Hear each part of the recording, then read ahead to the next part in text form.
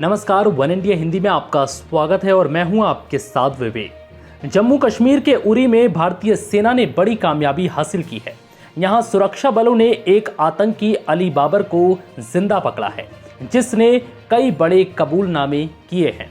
यह आतंकी भारत में अशांति फैलाने के मकसद से दाखिल हुआ था। आतंकवादी ने कबूल किया है कि वो पाकिस्तान से हथियार सप्लाई करने के लिए भारत आया है। आतंकी ने बताया कि ये सब कुछ करने के लिए आईएसआई ने मुझे 20,000 रुपये एडवांस दिए थे, जबकि मेरे परिवार को 30,000 रुपये दिए थे। इतना ही नहीं, आतंकी बाबर ने पाकिस्तान और आईएसआई पर कई बड़े खुलासे किए हैं। सुनिए ये पूरा वीडियो।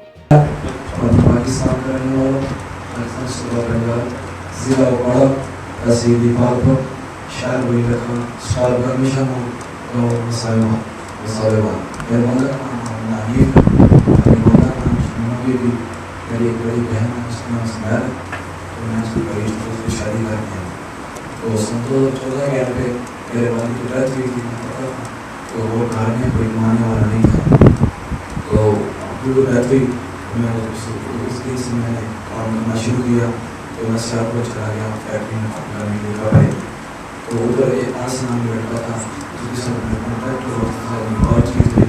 तो उसको वो लश्कर तलवा के लिए 22 साल के लिए लड़के इकट्ठे करता था, काम करता था। तो मुझे नहीं पता था, तो उसने मेरे साथ बात की। तो ऐसा कुछ थी, तो उसने पैसे भी 20,000 रुपये दिया, और मुझे सरकार ने जहाँ पे दिया, तो मैं ठीक है। उसने मुझे 20,000 रुपये दिए, 20,000 रुपये मैंने घर भेज दिया। उसके बाद मुझे उसने ISI के हवाले किया। ISI ने मुझे पाकिस्तान आर्मी का बेस ट्रेनिंग सेंटर मास्टर था, गड़ी मीडिया के पास है, उधर मुझे ट्रेनिंग दी। पाकिस्तान आर्मी के 28 सूबेदार था, वहाँ था, उसने ट्रेनिंग दी। ट्रेनिंग के लिए हमें एम को जो फायर करें, फायर और ड्यूटी पिस्टल का फायर में फायर कैसे करना, और जैसे ट्रेनिंग करने की ट्रेनिंग किया।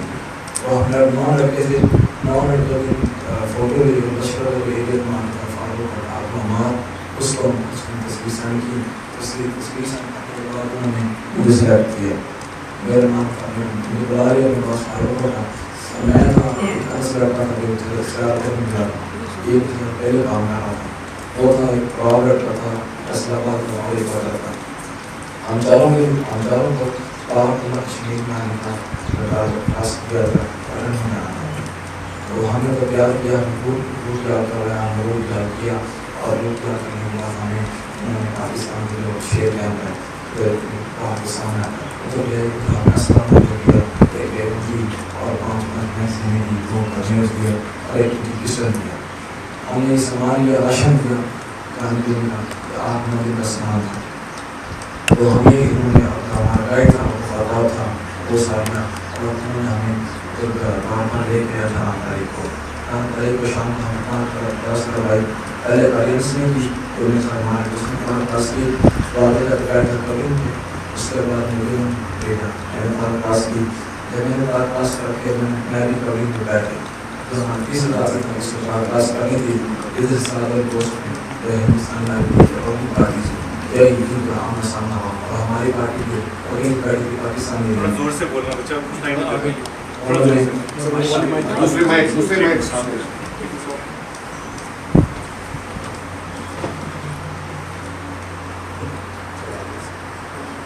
और पाकिस्तानी जो लड़ी और पाकिस्तानी अरब जो हमारी कभी पार्टी बैठी थी, उन्होंने हिंदुस्तानी अरबी का फायर खोला। तो फायर हुआ तो मैं डर गया, तो मैं हिंदुस्तान में खाई में डालना लगा दी। तो मैं बैठ गया, जो मेरे साथ ऑडियंस मारा गया, उसने भी इन हिंदुस्तानी आर्मी को फायर खोला। फायर किया तो जो हमारे दूसरे साथी जो छोड़ने आए थे, जो दो रहते थे, अंदर आना था, वो भी पीछे 4 लोग पीछे आने बाकी, और हम 2 अंदर के अंदर कर गए थे। तो बाद में हमने फैसला किया कि हम वापस चलते हैं, आगे नहीं जाना। फायर हो गया।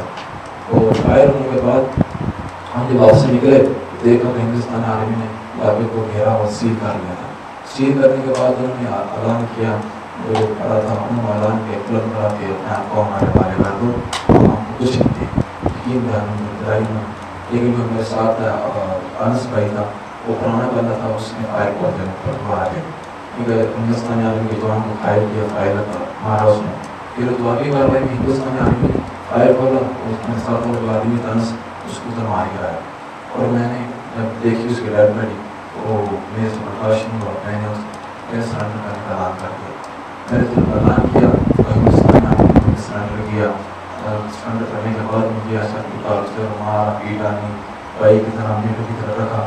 سرنڈر کیا، مجھے چرچ پہنچ گیا. اس ظلم زیادتی قیدی نہیں بنا سکتا، ابھی انسانی حقوق کی مجھے ظلم زیادتی نہیں کی. تو میں کوشش کرتا رہا ہوں، مجھے کچھ مارا پیٹا نہیں جیسے قیدی نہ پانا، لیکن میں نے غلطی کی ہے، میں نے غلطی کا احساس ہے، میں نے بےوقوفی کی ہے. تو جب مجھے ہندوستانی آرمی نے پکڑا تو نیچے کیمپ میں لے کے آ رہے تھے نا، وہاں بھی بازار سے گزرے تو میں لوگوں کو دیکھا تو کشمیر لوگوں نے کچھ بات کے ہنس رہے تھے محترم ہو. تو میں نے دیکھا کہ فوجی ادھر تو کوئی ایسا مسئلہ نہیں جیسے ہم پاکستان میں بتایا گیا تھا، اسرائیل لشکر داروں مچایا تھا. ادھر کون خراب سے ہندوستانی آدمی ظلم کرتی ہے، مسلمانوں پہ مارتی ہے، پیٹتی ہے، آس پاس خون خراب غذا نہیں ہونے دیتی مسلمانوں کی. تو جب میں نے کیمپ کے اندر انٹری کی، میں 2-3 دن میں گزرتا، میں نے اذان سنی، 5 وقت کی اذان سنی، روزانہ سنتا. تو میرے ساتھ تعاون کیا کیمپ کے اندر. تو کیمپ میں جو 2 گھنٹے سے تعاون کیا ہوں، میرے ساتھ کوئی زیادتی نہیں کی. تو میری گزارش یہی پاکستان آئی صحیح سے اور پاکستان آرمی سے اور لشکر طیبہ جو میرے کمانڈر ہے وہاں سے جیسے مجھے پاکستان کشمیر میں بھیجا، میں سے گزارش کرتا ہوں مجھے کسی اور کے جانا نہ میں کرتا چاہتا ہوں، میں زندگی جینا چاہتا ہوں ایسا آدمی کرنا چاہتا ہوں.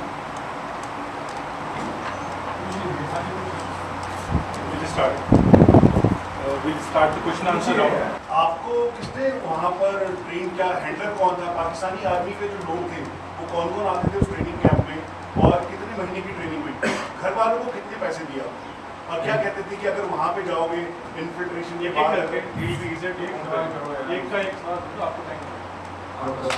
پہلا سوال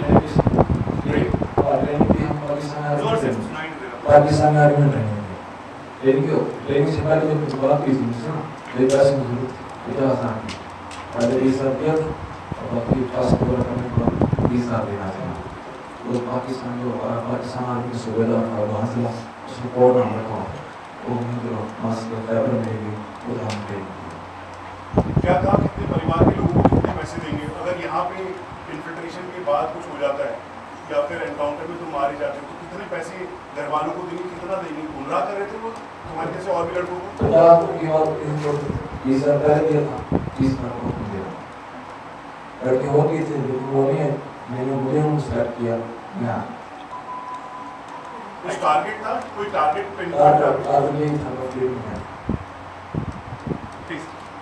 آپ نے کہا کہ آپ پاکستان کے مظفر آباد کیمپ میں آپ کی ٹریننگ ہوئی، تو اس کیمپ میں کتنے ایسے لڑکے ہیں آپ کی عمر کے، آپ سے چھوٹے یا بڑے، جن کی ٹریننگ ہوتی ہے؟ اور جب آپ لکیر کے اندر آ گئے تو کتنے دن لگ گئے آپ کو اس والے بیلٹ میں، اور آپ کے ساتھ کتنے لوگ تھے؟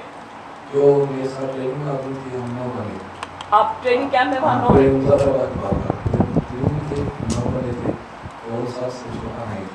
کون سی تاریخ کو آپ کو بولا گیا کہ آپ کو انفلٹریٹ کرنا ہے؟ 13 کو بتایا گیا. تو کتنا ایمونیشن آپ کے ساتھ تھا جب آپ انفلٹریٹ کر رہے تھے؟